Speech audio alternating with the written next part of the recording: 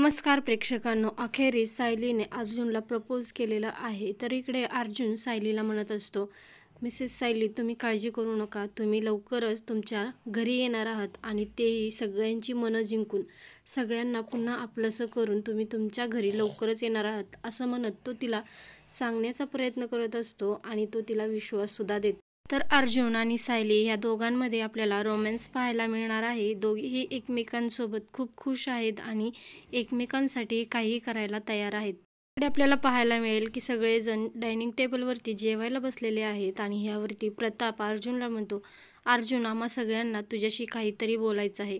यावरती पूर्णाजी म्हणते, गेल्या काही दिवसापासून आपल्या घरामध्ये जे काही घडत आहे ते आता कुठेतरी थांबवायला पाहिजे असं मला वाटते. त्यामुळे आम्ही एक निर्णय घेतलेला आहे आणि तो निर्णय तुलासुद्धा मान्य असायला हवा असं पूर्णाजी अर्जुनला म्हणते.